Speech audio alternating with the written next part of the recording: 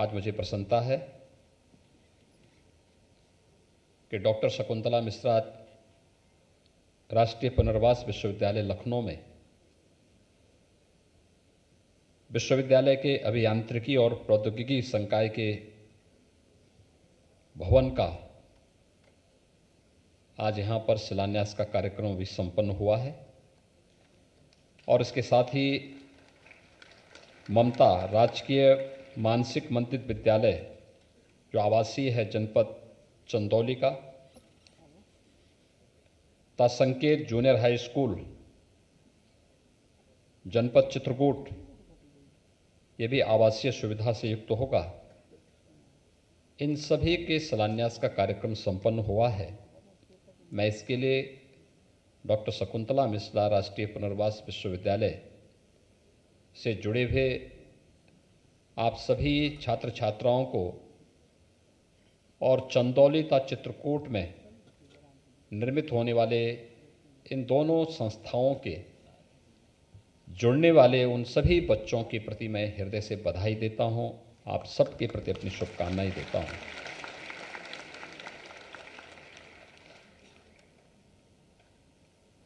वास्तव में जब मैं आपको देखता हूं तो मुझे लगता है कि व्यक्ति का मूल्यांकन केवल उसकी शारीरिक बनावट से ही नहीं हो सकती, बल्कि उसकी सोच, उसकी बुद्धिमत्ता, उसके विवेक और उसके साहस से उसकी पहचान बनती है। और भारत तो इस मामले में दुनिया के अंदर तो इस प्रकार के अनेक उदाहरण हैं। जब भले ही शारीरिक रूप से किन्हीं कारणों से वो व्यक्ति अपने को सक्षम न मानता रहा हो, लेकिन उसकी बुद्धिमत्ता ने, उसके विवेक ने, उसके साहस ने उसे दुनिया के सामने एक आदर्श के रूप में प्रस्तुत किया। और भारत तो इसका उदाहरण है। हम जब भारत की ऋषि परंपरा की बात करते हैं तो सबका ध्यान सहसा ही ऋषि अष्टावक्र की ओर जाता है। मध्यकाल में भक्ति काल के एक महाकवि हुए थे सूरदास।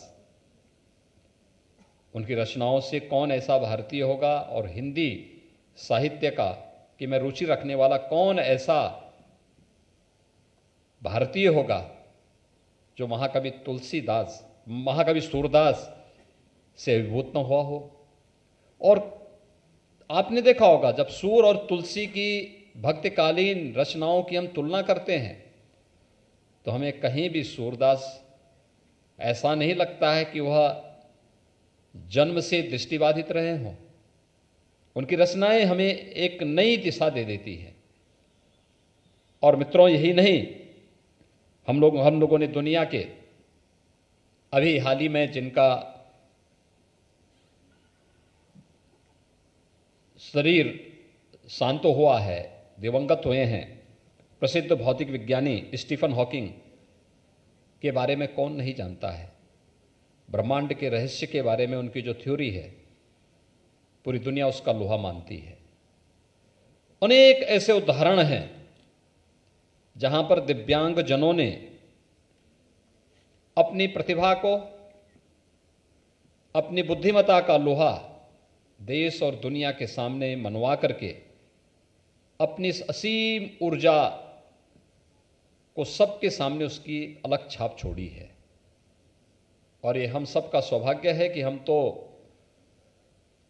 दुनिया की सबसे उर्वरा भूमि उत्तर प्रदेश में हम सबको जन्म लेने और डॉक्टर शकुंतला मिश्रा विश्वविद्यालय के साथ जुड़ने का सौभाग्य आप सबको प्राप्त हुआ है।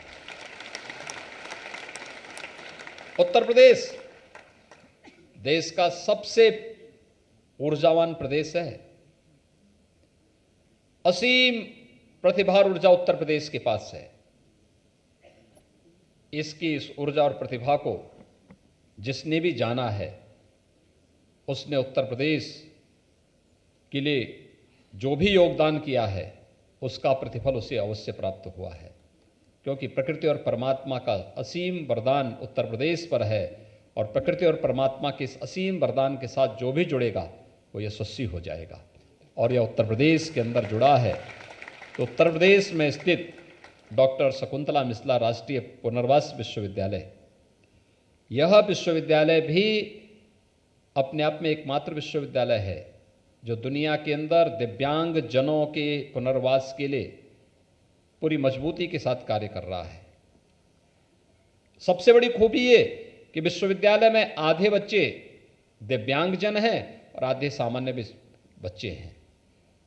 दोनों आपस में एक साथ मिलकर के जब कार्य करते हैं, एक बेहतर समन्वय और संवाद, एक दूसरे की ऊर्जा का स्मरण और स्पंदन विश्वविद्यालय को एक नई ऊंचाई की ओर लेके जा रहा है। और अब तो विश्वविद्यालय के पास अपना स्वयं का अभियांत्रिकी और प्रौद्योगिकी संकाय भी स्थापित होने जा रहा है।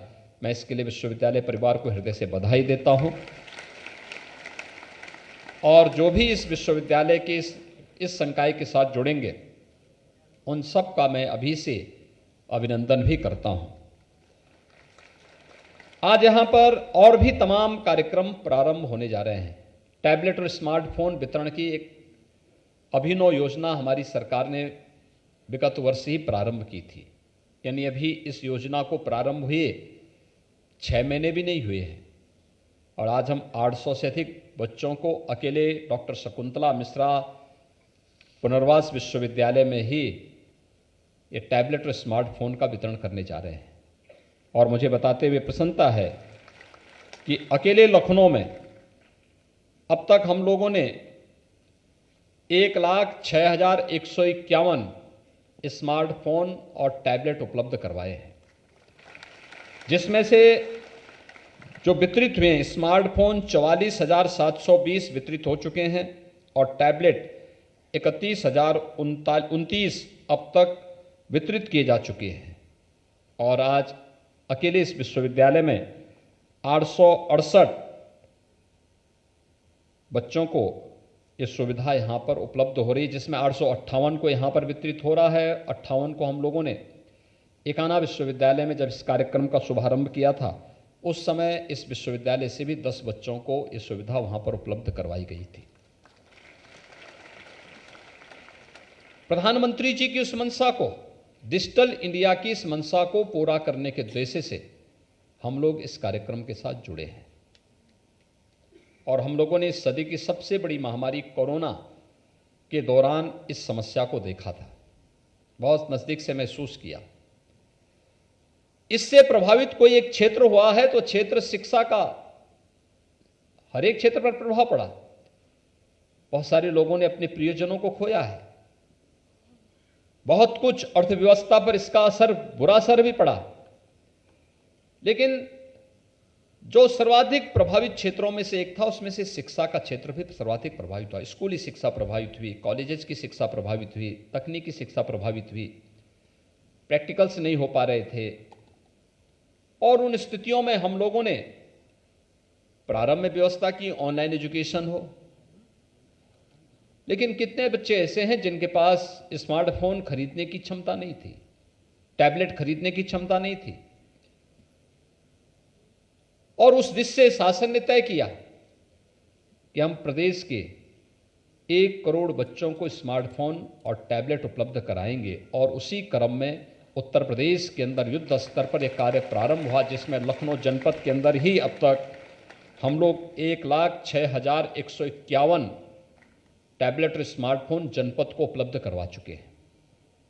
एक बड़ी योजना है, प्रधानमंत्री जी की डिजिटल इंडिया के सपने को साकार करने का एक अभियान है और उस अभियान के साथ जुड़ते हुए मुझे प्रसन्नता की अनुभूति हो रही है। पूरी दुनिया इस स्मार्टफोन के पास जिस प्रकार के कार्यक्रम के साथ हम इसको जोड़ने जा रहे हैं, अच्छी अच्छी संस्थाओं को हम इसके साथ जोड़ेंगे।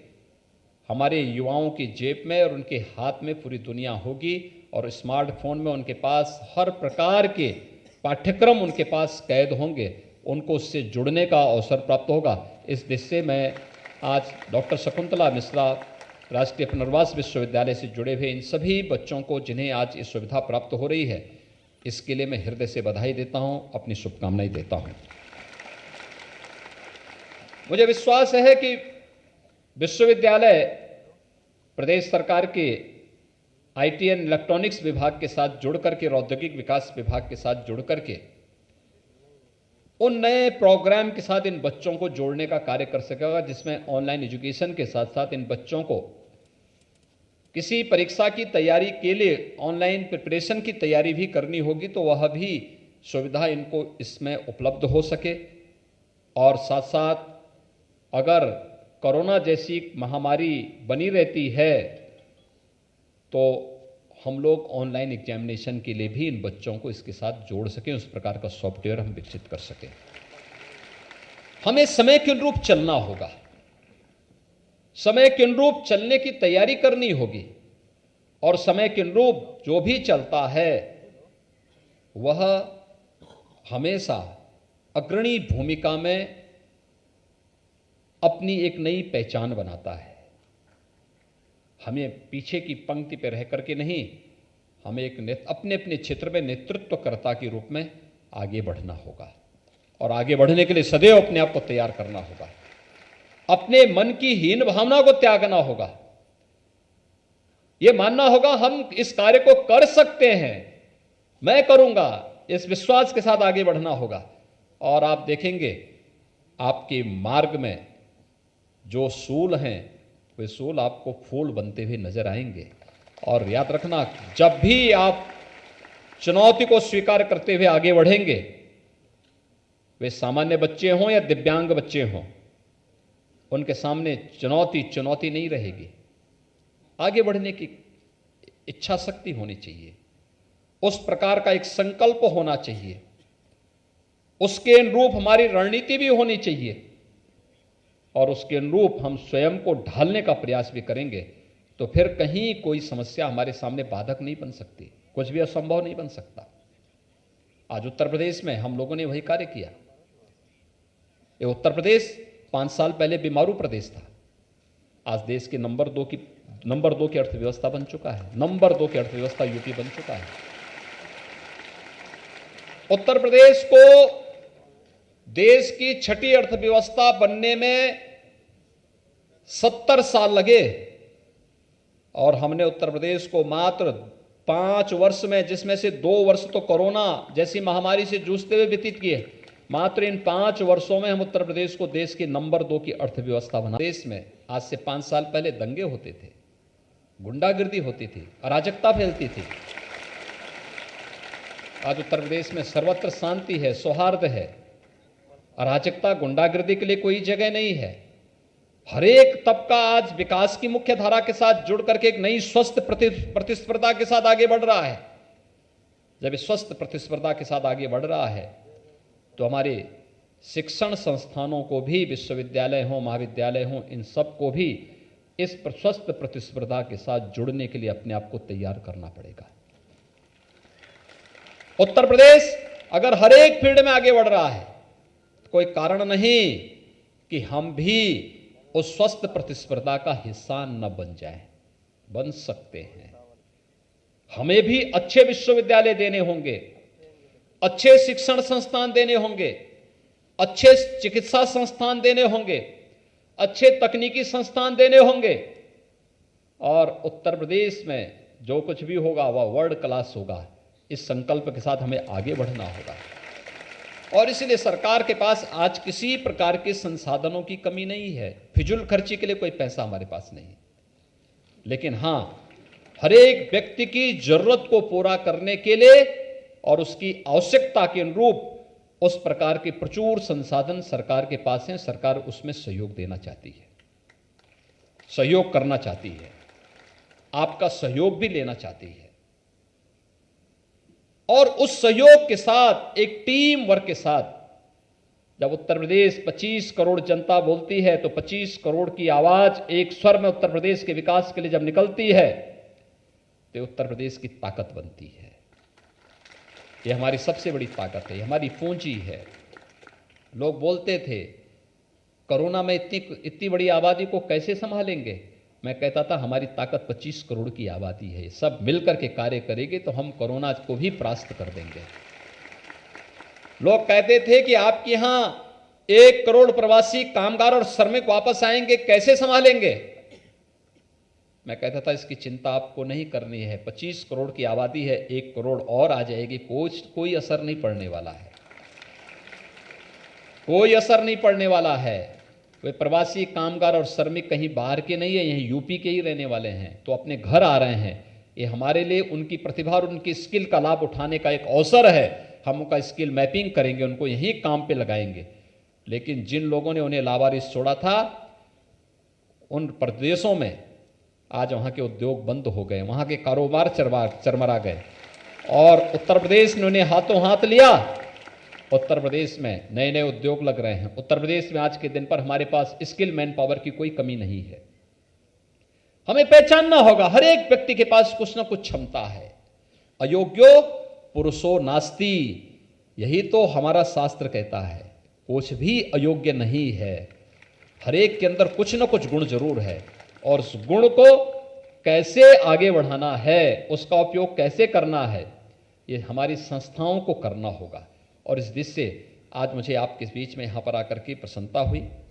प्रदेश सरकार ने जो पिछले 5 वर्ष के दौरान कुछ कार्य किए, खासतौर पर एक हम आभारी हैं प्रधानमंत्री मोदी जी के, जिन्होंने विकलांग की जगह दिव्यांग शब्द दिया, और दिव्यांग जन शब्द ने आपको दिव्य ऊर्जा का एक नया स्रोत माना है।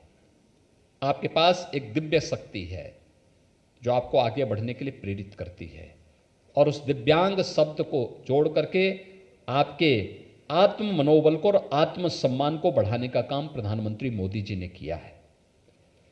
दूसरा, 2017 में जब हम लोग आए थे, प्रदेश में दिव्यांग जनों को मिलने वाली पेंशन की राशि कुल 300 रुपया थी। उस समय हमारे आर्थिक स्थिति राज्य की अच्छी नहीं थी। हमने उसे पहले बढ़ा करके 500 रुपया किया, और अभी दिसंबर में हमने इस राशि को बढ़ा करके 1000 रुपया प्रति माह यानी 12,000 रुपये सालाना करने की व्यवस्था कर दी। इसी प्रकार से राज्य सरकार की ओर से तमाम अन्य कार्यक्रम किए गए हैं। खासतौर पर पहले यहां पर जो वार्षिक जो बजट होता था दिव्यांगजन कल्याण विभाग की, यह मात्र 660 करोड़ रुपए थी। हमने इसको बढ़ा करके 1150 करोड़ रुपए से अधिक का करके इसमें तमाम अन्य संभावनाओं को आगे बढ़ाने का कार्य किया है। इसी प्रकार से प्रदेश के अंदर जो पेंशन की राशि पहले दिव्यांग जनों को प्राप्त होती थी, मात्र 8,75,000 दिव्यांग जनों को इस सुविधा मिलती थी। आज मुझे बताते हुए प्रसन्नता है कि 11,26,000 से अधिक दिव्यांग जनों को इस पेंशन की सुविधा का लाभ, जिसमें 12,000 रुपये सालाना हम राज्य सरकार से दे रहे हैं, उन्हें इस सुविधा का लाभ भी हम उपलब्ध करवा रहे हैं। ऐसे ही कुष्ठावस्था पेंशन की योजना में भी पहले मात्र 4,765 इनकी संख्या थी, आज हम 11,584 ऐसे नए लोगों को इस सुविधा का लाभ उपलब्ध करवा रहे हैं। कृत्रिम अंग उपकरण में भी दिव्यांगजनों को अधिकतम अनुदान पहले 8,000 रुपये दिया जाता था, इस समय हम लोग उसे 10,000 रुपया उपलब्ध करवा रहे हैं, और साथ साथ कृत्रिम अंग भी देने की एक व्यवस्था, सहायक उपकरण, कृत्रिम अंग उपकरण देने की व्यवस्था भी हम इसके साथ कर रहे हैं। हम लोगों ने 21-22 में यानी पिछले 5 वर्ष में 17-18 से 21-22 तक 2,56,165 दिव्यांगजनों को कृत्रिम अंग उपकरण भी वितरण करने के कार्य राज्य सरकार की ओर से किए गए। दिव्यांगजनों को परिवहन निगम की बसेज में मुफ्त में बस की सुविधा भी देने का कार्य राज्य सरकार ने किया था, जबकि इससे पहले सुविधा नहीं उपलब्ध हो पाती थी। इसी प्रकार से राज्य स्तरीय पुरस्कार की श्रेणी में जो 3 श्रेणी में पुरस्कार दिए जाते थे, हम लोगों ने इसे 12 श्रेणी में 30 उप श्रेणी के साथ सृजित करते हुए इस पुरस्कार को भी बढ़ाया है, और इसमें मिलने वाली 5,000 की राशि को बढ़ा करके 25,000 रुपये भी इसमें दिव्यांगजनों के प्रोत्साहन के लिए किया है। ऐसे ही शल्य चिकित्सा के लिए भी कॉन्क्लियर जो इम्प्लांट की। नमस्कार, मैं हूं मानक गुप्ता। अगर आपको हमारा ये वीडियो पसंद आया हो तो इसे लाइक और शेयर जरूर करें और हां, हमें सब्सक्राइब और फॉलो करना ना भूलें ताकि आप देश और दुनिया की कोई खबर मिस ना करें। तो जुड़े रहिए हमारे साथ और देखते रहिए न्यूज़ 24।